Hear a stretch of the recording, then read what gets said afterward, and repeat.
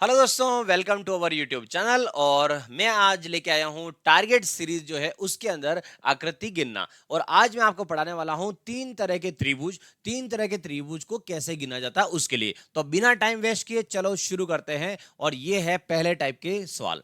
सबसे पहले देखो, एक आपको स्क्वायर या ऐसा कोई रेक्टेंगल मतलब वर्ग या त्रिभुज दे रखा होगा, उसके अंदर ऐसे क्रॉस में कट लगा रखे होंगे और इस तरह का पैटर्न जो भी होगा वो सवाल हम करते हैं कि इसमें कितने त्रिभुज है। तो क्या करना होता है, देखो यहां से जब भी ऐसे क्रॉस में या बीच में कोई लाइन आ जाए, आपको गिनना है ये कितने ब्लॉक है, कितने खंड है, कितने टुकड़े। तो कितने टुकड़े नजर आए? चार। तो चार टुकड़े हैं तो इसका कर देना डबल। तो फोर का डबल कितना हो गया? एट। मतलब इसके अंदर आठ त्रिभुज है। ठीक है, उसके बाद इसके अंदर कितने त्रिभुज है? अच्छा, कोई बेसिक गिनना भी चाहे कि सर गिन के बताओ कहां है, तो देखो एक दो तीन चार ये जो दिख रहे हैं वो तो आपको डायरेक्ट दिख ही रहे हैं, चार तो ये हो गए। उसके बाद यहां से बड़े वाले, मतलब यहां से यहां तक एक इधर वाला, एक यहां से, दो ये हो गए। ठीक है, दो। उसके बाद यहां से इधर की तरफ देखोगे तो ये वाला एक हो गया, तीन। और यहां से इधर ऊपर वाला ये वाला कितना हो गया? चार। तो चार तो छोटे में, चार बड़े, कितने हो गए? आठ। अब आते हैं डायरेक्ट तरीका, भाई इसमें कितने त्रिभुज होंगे। क्या करोगे दोस्तों, देखो यहां से जब भी क्रॉस आ जाए, मतलब यहां से कट लगा रखा हो यहां से, तो समझ जाना आठ त्रिभुज इसके अंदर है और आठ त्रिभुज इसके अंदर है, क्योंकि दो कट लगा रखे। लेकिन जब भी कभी दो कट अगर पास में ज्वाइंट होते हैं तो क्या होगा? तो अगर दो क्रॉस वाले पास में अगर ज्वाइंट होंगे तो उस केस में क्या होगा, यहां पर दो बड़े वाले और बनेंगे। तो यहां देखो एक बड़ा वाला इस तरफ बन गया और एक बड़ा वाला इधर से इधर ऊपर वाला बन गया। इसलिए याद रखना, जब भी दो क्रॉस वाले पास में ज्वाइंट होंगे तो दो तो खुद ये है और दो और ज्वाइंट पे बनाएंगे। तो ज्वाइंट पे हमें और कितने मिल गए? दो और मिल गए। मतलब हुआ आठ और दो दस, दस और आठ अठारह। इसके अंदर सारे त्रिभुज कितने हैं दोस्तों? अठारह है। ठीक है, चलो आगे देखो।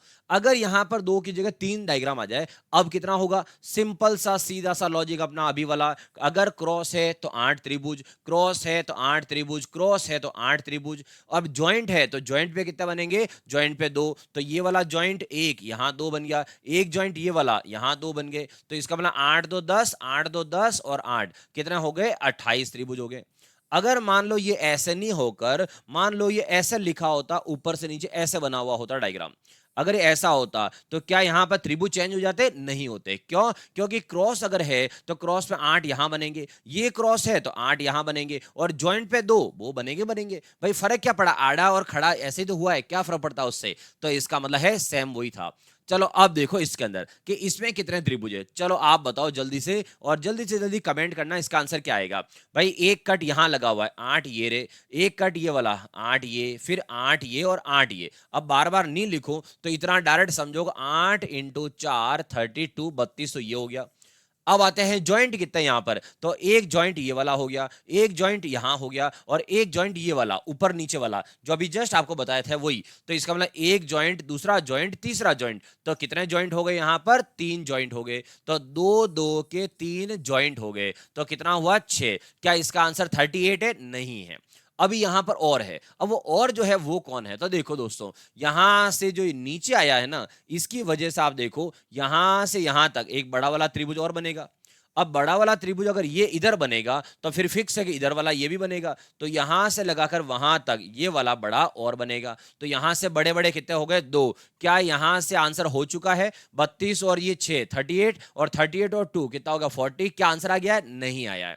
अभी और है। अब वो सोचो कौन है, तो सोचो कि अगर यहां से देखा जाए तो भाई इधर से आपने वो ले लिया, इधर से ये ले लिया, इधर से ये ले लिया। लेकिन अगर मैं इस कोने से शुरू करूं तो यहां से ये देखो यहां तक और इधर से लगाकर यहां तक, ये वाला सबसे बड़ा एक त्रिभुज इसमें और बैठा हुआ है। तो इसका मतलब सबसे बड़ा एक और बैठा हुआ है। तो यहां से त्रिभुज की संख्या कितनी हो गई? 41 हो गई।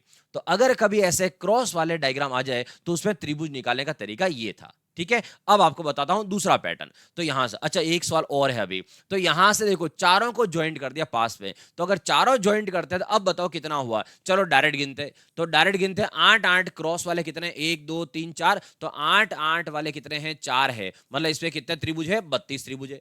उसके बाद ज्वाइंट कितने हैं? तो ज्वाइंट का मतलब एक, यहां पर कितना? दो, ये कितना? तीन, और ये कितना है? चार। इसका मतलब दो दो के ज्वाइंट कितने हैं? चार। ये हो गया आठ ही हो गए। तो 32 और आठ कितना हो गया? 40 हो गया। अब बताओ कौन से हैं? तो दोस्तों यहां से देखो, अब कौन से जो बड़े वाले मतलब यहां से ये ले लिया, यहां से इधर जाओ और ये वाला, ये कितना हुआ 1। तो अगर ये 1 है तो फिर इसके ऊपर वाला उधर वाला ये हो गया 2, फिर यहां बीच में से इधर वाला 3 और इसके ऊपर वाला 4। इसका मतलब बड़े बड़े कितने हैं? 4 और है। तो 32 और 8 और फिर 4, इसका मतलब इसके अंदर सारे त्रिभुज कितने हैं? 44 44 है। ये था एक पैटर्न। अब आते हैं दूसरा पैटर्न। तो दूसरा पैटर्न है, वो पैटर्न क्या है समझना। यहां पर दे रखा है त्रिभुज और ऊपर एक कोने से या एक शीर्ष से सिर्फ एक तरफ से ऊपर से अगर सीधी लाइनें उतरती हो, उस केस में कितने त्रिभुज है? तो बेसिक तो आप गिन के आराम से निकाल सकते हो। मैं शॉर्ट ट्रिक पे आता हूं सीधा। तो क्या करना है, सिर्फ नंबर डालने हैं गिनती के 1 2 3, जितने ब्लॉक नजर आ जाए उतना नंबर डाल दो। तो 1 + 2 + 3 कितना हुआ? 6। मतलब इसके अंदर 6 त्रिभुज है, छोटे बड़े सब आ गए इसके अंदर। ठीक है, उसके बाद इसके अंदर देखो कितने त्रिभुज है। तो यहां से भी देखो सिर्फ ऊपर से लाइन आ रही है, सिर्फ ऊपर से लाइन आ रही है तो नंबर डालो 1 2 3 4। अच्छा, नंबर कहां डालना ये भी जानना। जो नीचे नीचे बेस लाइन, आप बेस लाइन अगर बनती है तो वहां नंबर डालने हैं। हो सकता है अगर बीच में बेस लाइन आ जाए तो बीच में आ जाए तो वहां पर भी नंबर डालने हैं, जो हम आगे देखते हैं। तो अभी फिलहाल इसके अंदर कितने त्रिभुज है? 1 2 3 4, मतलब टोटल देखा जाए तो कितना हो गए? 10। मतलब उसके अंदर 10 त्रिभुज है। ठीक है, और देखो यहां पर देखो ऊपर से लाइन आ रही है तो यहां से ऊपर से लाइन उतर रही है, ये वाली उतर रही है। लेकिन यहां पर बेस लाइन एक तो ये वाले हैं और एक ये वाला है। तो इससे क्या फर्क पड़ा है समझना भाई। ऊपर से लगाकर यहां तक ये बड़ा वाला त्रिभुज बन रहा है तो ये लाइन बीच में आने से छोटा त्रिभुज भी बन रहा है। इसका मतलब जो यहां बन रहे हैं ऐसे कैसे यहां पर भी बन रहे हैं। तो आप क्या करोगे, यहां डालोगे नंबर। तो बेस लाइन पर नंबर डालो 1 और 2, ऊपर एक और बेस लाइन है तो और नंबर डालो 1 और 2। 1 और 2 कितना हुआ? 3। 1 और 2 कितना हुआ? 3। और 3 और 3 कितना हुआ? 6। मतलब इसके अंदर कितने त्रिभुज है? 6 त्रिभुज है। क्लियर। अब इसके अंदर देखो कितने त्रिभुज है। तो यहां से ये 1 हो गया, यहां से 2 हुआ, यहां 3, ये बेस लाइन पर नंबर डाल दिया। सेम बेस लाइन यहां पर भी है तो 1 2 और 3 यहां डाल दिया। 1 2 3 कितना हुआ? 6। 1 2 3 कितना हुआ? 6। और 6 कितना हुआ? 12। मतलब इसके अंदर कितने त्रिभुज है? 12 त्रिभुज है। कहीं गिनने का फालतू टाइम वेस्ट नहीं करना है। अच्छा बताओ इसके अंदर कितने त्रिभुज है। तो यहां पर क्या करेंगे, देखो बेस लाइन यहां पर है तो क्या करेंगे 1 2 3 4, 1 2 3 4 को जोड़ो 10 आएगा। फिर यहां पर देखो ये बेस लाइन मतलब 1 और 2, फिर ये बेस लाइन 1 और 2, 1 और 2 कितना होता है? 3। तो 3 तो इसका आ गया और 1 और 2 3 3 इसका आ गया। 10 3 13 और 3 कितना हो गया? 16। मतलब इसके अंदर कितने त्रिभुज हो गए? 16। क्लियर। इससे आपका कहीं टाइम वेस्ट नहीं होगा, जल्दी से जल्दी सवाल हो जाएगा। तो देखो यहां पर अब आपके सामने एक बड़ा डायग्राम दिया है और वही वापस देखो ऊपर से लाइनें आ रही है, सारी सारी ऊपर से लाइन आ रही है। तो इसका मतलब सेम है। डालो नंबर 1 2 3 4 5, 1 2 3 4 5 को जोड़ो 15 आता है। ये 15 यहां लिख दिया। फिर ये लाइन देखो यहां से यहां तक 1 2 3 लिखा है, मतलब इसका आंसर कितना आएगा? 6। इधर वाला देखो 1 2 3, इधर कितना आया? 6। इधर वाली लाइन 1 2 3, ये आया वापस 6। और ये है 1 और 2, 1 और 2 कितना हुआ? 3। अब बताओ कितना आंसर आएगा। तो देखो 6 एक बार, ये 2 बार और ये 3 बार, 6 3 कितना हुआ? 18 ये हो गया।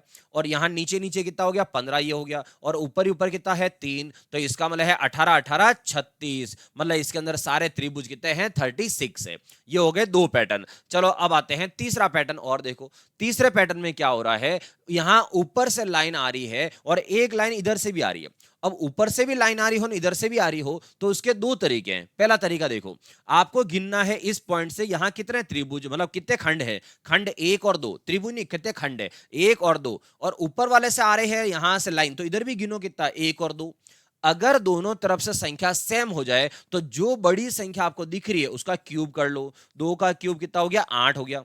लेकिन सेकंड वाले में चेक करो कि यहां पर ऊपर से लाइन आ रही थी यहां से, तो यहां हो रहा है 1 2 3 और इधर से लाइन जारी, इधर गिनो 1 और 2, क्या सेम हुआ? नहीं हुआ। अब भाई सेम नहीं होगा तो फिर आंसर कैसे करेंगे? तो इसलिए हम दूसरा तरीका देखते हैं। और दूसरा तरीका क्या है? चलो देखो अभी दूसरा तरीका। आपको क्या करना है, जो यहां नीचे बेस लाइन हो उस बेस लाइन पर नंबर डालना है सेम जिससे हमें अभी आगे पढ़ा था वैसे ही। तो इधर 1 और 2 डाल दिया। अब क्या करना है, आपको नीचे से ऊपर नंबर बढ़ाने हैं। जैसे एक यहां लिखा है 2, अब देखो तिरछी लाइन है, पिछले वाले में सीधी लाइन थी तो आपने सेम 1 और 2 लिखा था, लेकिन इस बार तिरछी लाइन है तो आप नंबर बढ़ाओगे। ये 1 है तो यहां 2 लिखोगे, ये 2 है तो ऊपर 3 लिखोगे, ऐसे नंबर बढ़ा के लिखोगे। अब देखो 2 + 3 कितना हुआ, 5 आया, 1 + 2 कितना हुआ, 3 आया, और 5 और 3 मिलाकर कितना हुआ, 8 आया। ये तरीका होता है दूसरा। अब ये तरीका सब में लगेगा, चाहे वो सेम हो चाहे नहीं हो। तो चलो देखते हैं इसका आंसर कितना है। यहां पर नीचे लिखा है 1, यहां कितना लिखेंगे 2, 1 के ऊपर यहां लिखोगे 2, 2 के ऊपर यहां लिखोगे 3। अब ये 2 है तो 2 से ऊपर 3, 3 से ऊपर कितना लिखोगे 4, ऐसे। और अब इन्हें प्लस कर दो, तो 1 2 3 को गिनो तो ये कितना आया है 6, 2 3 5 4 कितना हुआ 9, और 9 6 यहां से कितना हो गया 15। तो इसके अंदर सारे त्रिभुज कितने हो गए 15। ये थे टारगेट सीरीज जो आपको मैं आज शुरू की है। उसके अंदर रोज डेली घूमते फिरते चलते फिरते खाते पीते आप मैथ्स और रीजनिंग सीख सकते हो। तो ये रीजनिंग का टारगेट सीरीज है और मैथ्स वाली टारगेट सीरीज मिलेगी आपको मैथ्स बाय नरेश सर वाले यूट्यूब चैनल पे। अगर वीडियोस ऐसे अच्छे लगते हो तो कमेंट करके जरूर बताना कि ये सीरीज में कंटिन्यू रखूं। ठीक है दोस्तों, मिलते हैं हम वापस अगले वीडियो में, तब तक बाय बाय, टेक केयर, ध्यान रखना।